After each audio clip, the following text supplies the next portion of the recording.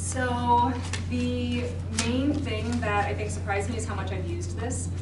Between, I think, September of last year and the beginning of December, I think I had 12 things I was asked to speak at of various lengths and various criteria, and I used my pitch as the foundation for every single one of them. So the poor people who like my parents who just come to everything to support me, they could say it. they know my pitch because if you're you have big supporters, they're going to recognize it in all of the different things that you bring it to. But it was that effective.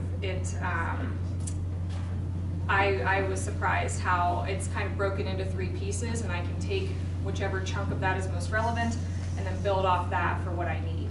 And I think you're going to find the same thing with your pitches. The other thing was, when we applied the first time, I was like, if I can just get to the training, if I can get to the semifinals and just get that awesome training, I'll be happy. And then I got to the semifinals and I was like, well, if I could get to the finals, that would be pretty awesome because I want to get in front of that crowd.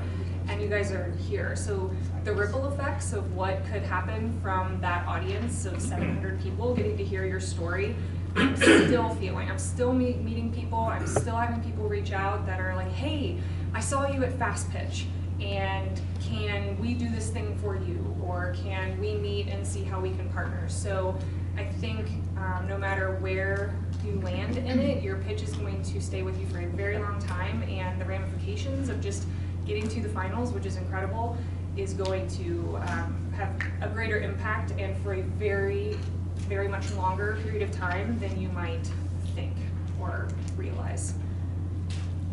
Those are questions. I don't think that was 3 minutes. I didn't time myself. 2.5, that was good.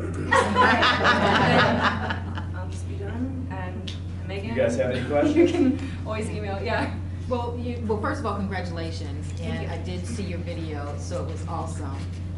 You identified 3 different chunks. Could you tell us what those 3 chunks were? Yeah, the first chunk was basically the background. Why did I start Sweet Cheeks?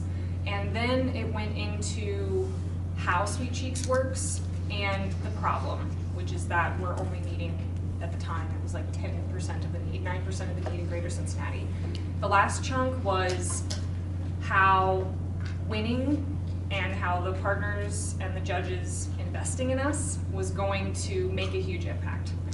So depending on who I'm talking to or what I want from them, I can take 1, 2, 3 of those chunks and play with them, make them larger. So all the stuff you had to cut out that you just loved, keep it and throw it back in for a different one. I mean, I had 10 saved drafts of my pitch, and I've gone. I felt like a lot. And there's, beloved phrases and sentences in all of those drafts that I could go back and pull from and add in at different points. Best preparation tips for the finals? I felt like, I put like cues and things in my script and highlighted them in yellow. So it made it more like a performance, because I felt super awkward. But my coach was like, okay, so like pause here, or smile here, or, to have kind of the performance aspect of it, which I'm not super comfortable with. So I put those cues in, so as I was practicing, I'd see, oh yeah, I'm supposed to be smiling here, because it'll change the tone of my voice and make me not sound like a martyr. So that was really helpful.